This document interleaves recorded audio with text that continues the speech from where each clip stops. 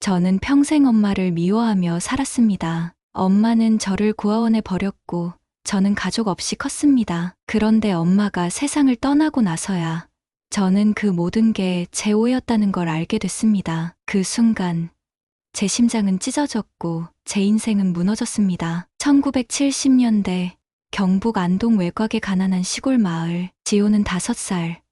엄마 영순과 단둘이 살았다. 지호는 유난히 순한 아이였다. 말도 곱고 늘 엄마의 눈치부터 봤다. 지호야, 감자는 맨손으로 만지면 안 돼. 돼 따가우니까 엄마가 해줄게.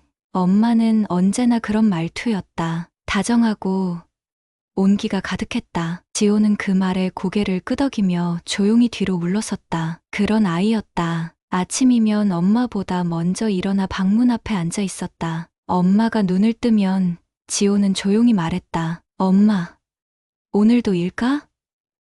난 괜찮아. 혼자 놀 수 있어. 영수는 그런 지호를 꼭 안아주며 웃었다. 지호야, 엄마는 내가 제일 큰 힘이야. 어느 날은 지호가 마당에서 흙을 만지다 발을 다쳤다. 피가 나자마자 엉엉 울고 싶었지만 엄마가 걱정할까봐 꾹 참았다. 그때 엄마가 달려와 품에 안고 손수건으로 피를 닦아주며 말했다. 괜찮아, 괜찮아. 울어도 돼. 지호가 얼마나 놀랐겠어. 엄마가 여기 있잖아. 또 하루는 지호가 배고프다며 울지 않으려고 애쓰던 날이었다. 집에 먹을 게 없다는 걸 아는 아이는 그저 빈솥을 가만히 바라보았다. 그때 영수는 굶주림을 참고 지호를 품에 안고 노래를 불렀다. 지호야, 우리 지호 별보다 예쁜 아이. 지호는 그 품 안에서 눈물도 삼키고 허기도 삼켰다. 가끔은 시장에서 엄마가 물건을 훔쳤다는 소문이 돌았다. 마을 사람들이 손가락질하며 수군거렸다. 저 여자,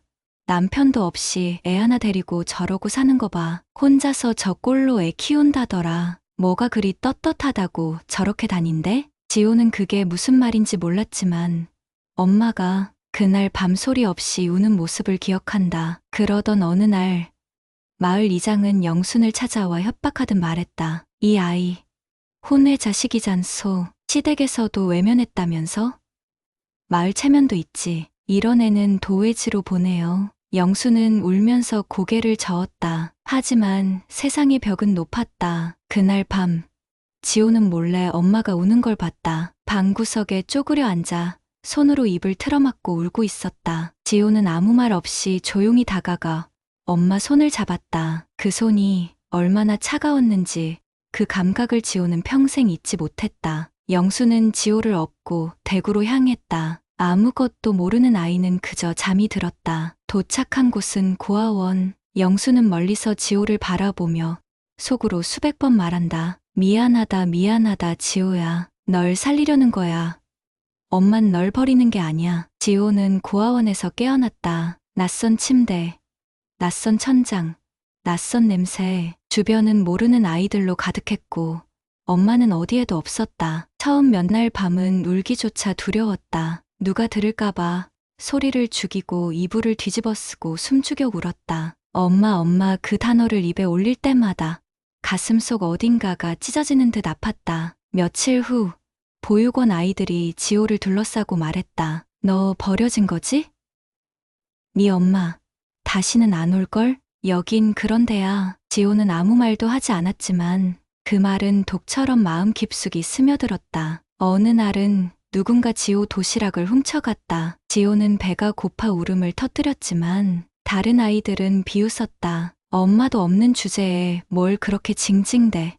그날 밤 지호는 화장실 창문을 넘어 도망치려다 걸려 선생님에게 매를 맞았다. 등짝이 얼얼하게 부어오를 정도로 맞고도 그는 말없이 이불을 뒤집어 쓰고 울었다. 밤마다 지호는 벽에 손가락으로 글자를 썼다. 엄마라는 2글자. 하지만 쓰고 나면 꼭 손으로 지워버렸다. 아무도 몰래 자신만의 방식으로 엄마를 그리워했던 것이다. 시간이 흘렀다. 지호는 점점 말이 없어졌고 웃지 않았고 눈빛이 차가워졌다. 한 번은 친구와 말싸움이 붙자 주먹을 휘둘렀고 선생님은 지호를 문제아로 낙인 찍었다. 하지만 밤이면 그는 여전히 몰래 울었다. 엄마 진짜로 나 버린 거야? 어느 날 밤 고요한 숙소 안. 지호는 이불을 뒤집어 쓰고 작은 그림 하나를 그렸다. 찢어진 종이에 자신과 엄마를 붙잡고 있는 장면이었다. 그리고 삐뚤빼뚤하게 적었다. 엄마,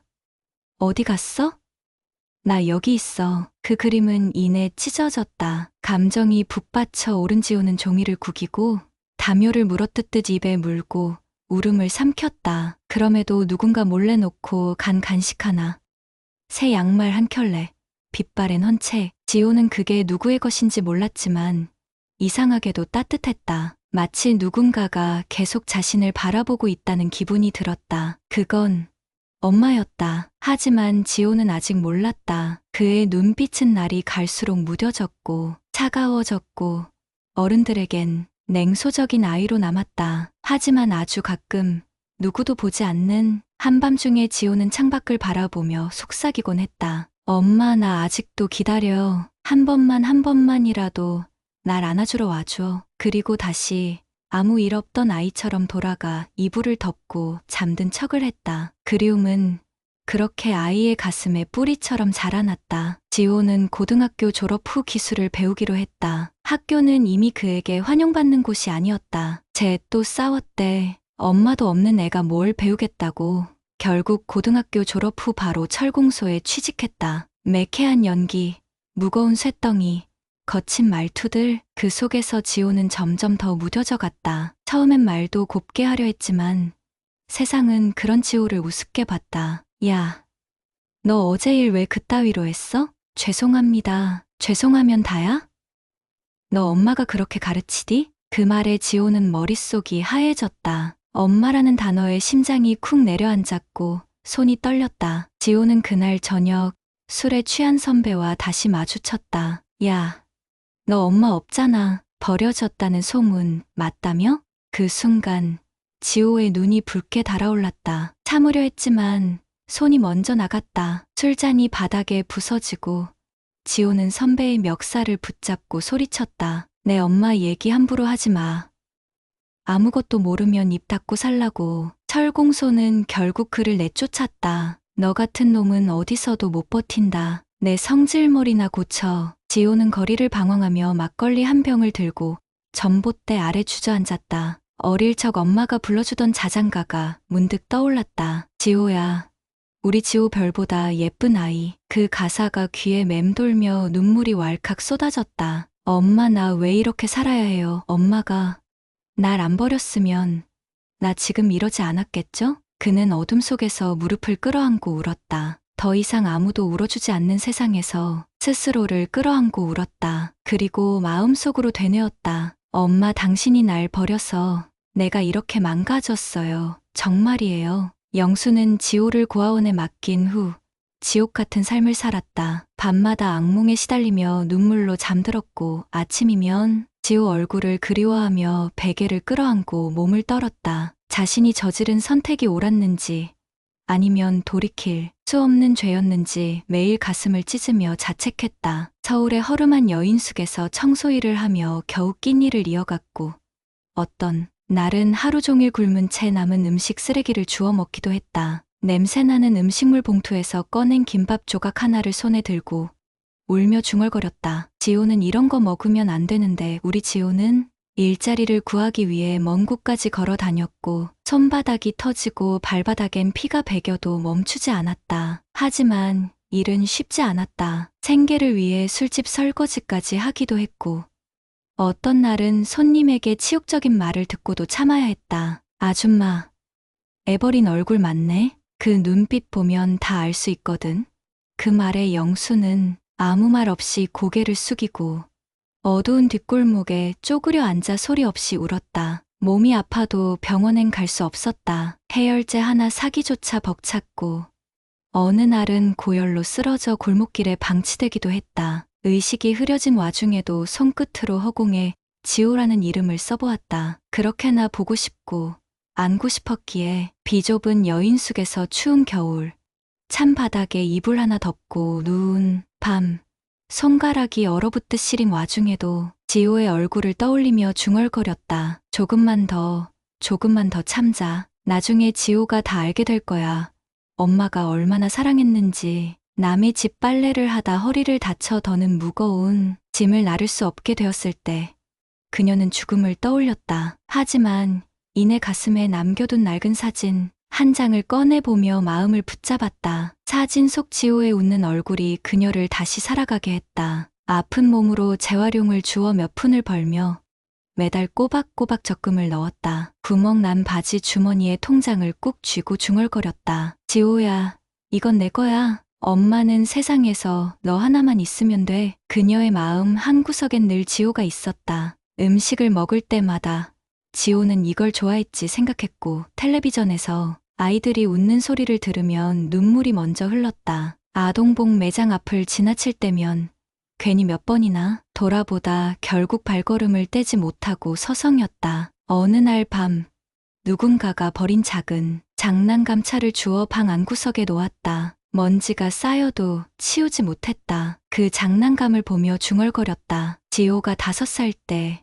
저런 거 엄마가 사주지도 못했네. 밤이면 지호가 있는 구하원 근처로 조용히 걸음을 옮겼다. 멀리서 아이들이 뛰노는 모습을 바라보며 혹시나 지호 얼굴이 보이지 않을까 눈을 떼지 못했다. 간혹 마주친 선생님이 경계하는 눈빛을 보내면 고개를 숙인 채 되돌아갔다. 그래도 그 자리를 떠날 수 없었다. 비 오는 날 우비 하나 없이 철창 너머로 지호가 창문에 기대 앉아 있는 걸 보았을 때 영수는 펑펑 울었다. 그러나 다가갈 수 없었다. 입술을 깨물며 철창을 붙잡고 속삭였다. 지호야, 엄마 여기 있어. 엄마야, 너한테 갈 수 없어도 항상 여기 있었어. 하지만 그 목소리는 바람에 씻겨 사라졌다. 그 모든 세월을 감내하고 있던 어느 날 29.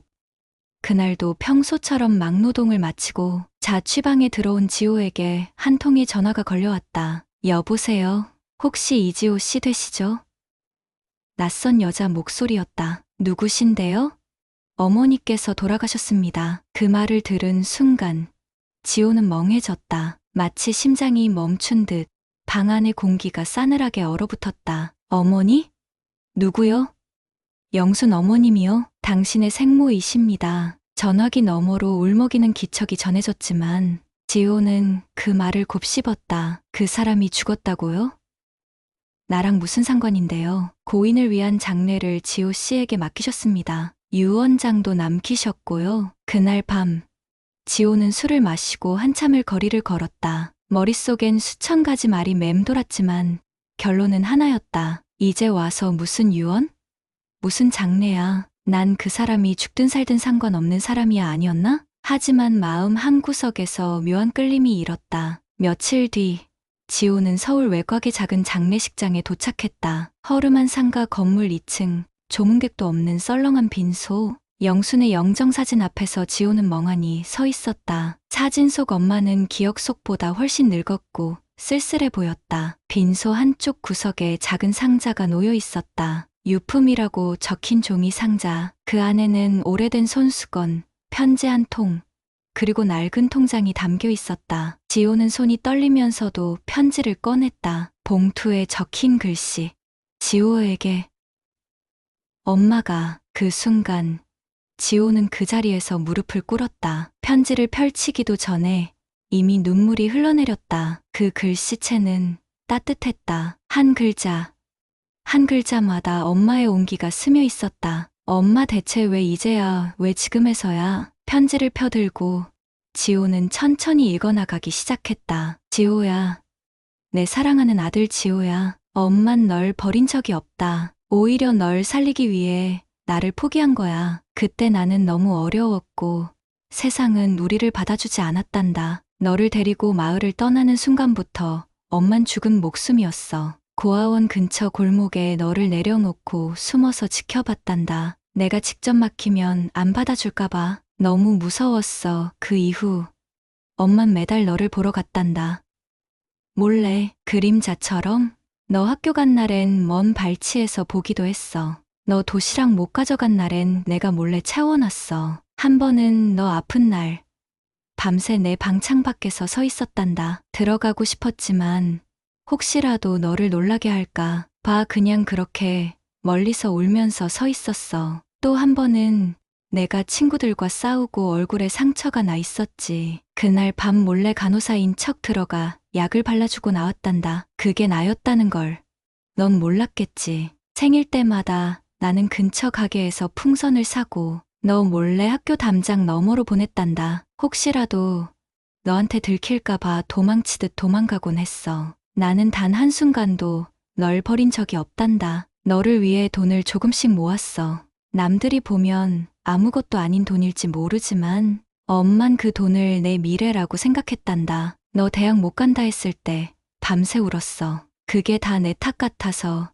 내가 그렇게 힘들게 사는 게 다 내가 널 버렸기 때문이라 생각했어. 그런데도 난 너에게 다가갈 수 없었어. 내가 감히 널 다시 안을 자격이 없을까봐. 그래도 마지막엔 용기 내고 싶었어. 지호야, 내가 날 용서하지 않아도 괜찮아. 그저 너의 삶이 더는 아프지 않길 바라. 널 사랑해. 그리고 정말 미안하다. 엄마가 편지를 다 읽은 지호는 숨을 들이쉬지도 못한 채 멍하니 앉아 있었다. 그의 손끝은 떨렸고 시야는 눈물로 흐려져 글자가 번졌다. 그 순간 머릿속에 퍼즐처럼 장면들이 맞춰졌다. 어릴 적 누군가 몰래 바꿔놓은 양말, 없던 도시락이 갑자기 생겼던 날, 창밖에서 들리던 자장가 같은 소리, 감기 걸린 날 창문 틈으로 불어오던 따뜻한 냄새, 그 모든 것이 엄마였다. 엄마였어요. 전부 다. 지호는 편지를 가슴에 안고 오열했다. 소리 죽여 우는 것이 아니라 가슴을 찢듯이 통곡했다. 그는 쓰러질 듯 유품 상자를 열어보았다. 안에는 오래된 통장이 한 권, 빛바랜 봉투 하나, 그리고 크레파스 자국이 남아있는 낡은 그림들이 들어있었다. 그 그림은 5살 때 지호가 엄마에게 그려줬던 것들이었다. 삐뚤빼뚤한 아이의 글씨로 적혀 있었다. 엄마 사랑해요. 엄마는 천사야. 지호는 그 종이를 손으로 감싸며 다시 흐느꼈다. 이걸 아직도 가지고 있었구나. 버리지도 못했구나. 봉투 안에는 5살 지호와 엄마가 함께 찍은 사진 한 장이 있었다. 사진 뒷면엔 연필로 적혀 있었다. 우리 지호,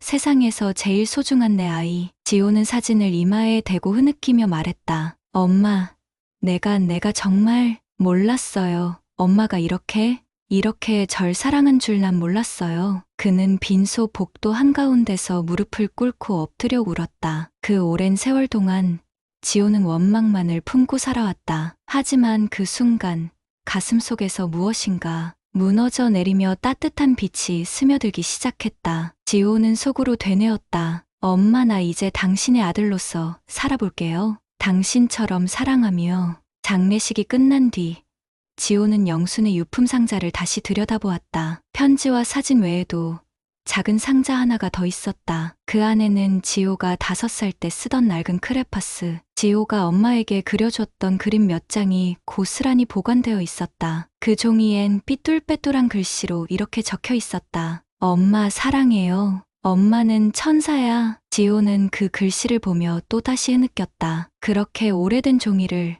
엄마는 평생 간직했던 것이다. 며칠 뒤 지호는 영순이 묻힌 납골당을 찾았다. 작고 소박한 납골함 앞에 앉아 그는 조용히 중얼거렸다. 엄마, 나 이제야 알았어. 내가 얼마나 사랑받았는지, 얼마나 바보 같았는지. 너무 늦었지만 나 용서해줘요. 그는 납골함 앞에 조심스럽게 종이 한 장을 놓았다. 엄마, 나도 사랑해요. 그리고 고마워요. 지호는 몇 걸음 뒤로 물러나 고개를 숙였다. 한참 동안 아무 말 없이 서 있다가 조용히 속삭이듯 말했다. 엄마, 나 이제 당신처럼 살아볼게요. 누군가에게 따뜻한 사람이 되어볼게요. 그날 이후 지호는 삶을 바꾸었다. 다시는 분노로 살지 않겠다고, 이제는 누군가를 지켜주는 사람이 되겠다고 다짐했다. 그는 주말이면 고아원에 찾아갔다. 처음엔 아무도 그를 기억하지 못했지만 그는 조용히 아이들 옆에 앉아 이야기를 들어주고 손을 잡아주었다. 어느 날 혼자 밥을 먹는 아이 하나를 발견했다. 지호는 조용히 아이 옆에 앉아 식판을 꺼냈다. 나도 그랬어. 혼자 밥 먹기 싫은 날 많았거든. 그날 아이는 지호와 함께 밥을 먹으며 조용히 웃었다. 아저씨랑 밥 먹으니까 따뜻해요. 그 말에 지호는 목이 메었다. 자기도 모르게 아이의 머리를 쓰다듬으며 말했다. 그래, 따뜻하게 먹자. 넌 혼자 아니야. 또 한 번은 생일을 맞은 아이가 아무런 축하를 받지 못하고 울고 있는 모습을 보았다. 지호는 바로 근처 가게에서 조각 케이크 하나를 사와 촛불을 켰다. 생일 축하해. 너의 오늘을 꼭 기억해줘. 아이는 아무 말 없이 케이크를 바라보다가 작은 목소리로 말했다. 아저씨, 나 생일 축하 처음 받아봐요. 지호는 아이를 안고 조용히 말했다. 너는 소중한 날에 태어난 아이야. 세상에 꼭 필요한 사람이야. 지호는 때때로 몰래 아이들의 책가방에 작은 편지를 넣어두기도 했다. 넌 충분히 소중한 아이야. 절대 혼자가 아니야. 어느 날,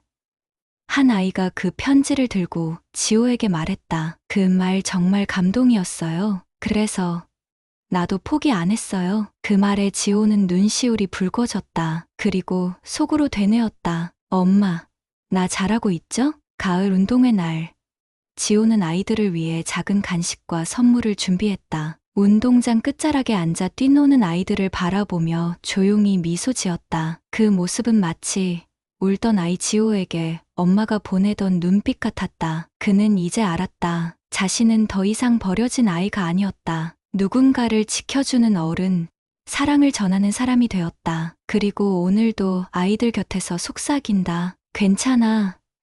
너는 혼자가 아니야. 그리고 누군가 널 아주 많이 사랑하고 있어. 이야기가 좋았다면 구독과 좋아요 부탁드릴게요. 다음 이야기도 꼭 함께 해주세요. 사람은 때때로 너무 늦게 진실을 알게 됩니다. 하지만 사랑은 늦어도 남습니다. 지금 이 순간 누군가가 그리워진다면 꼭 말해주세요. 당신을 사랑한다고.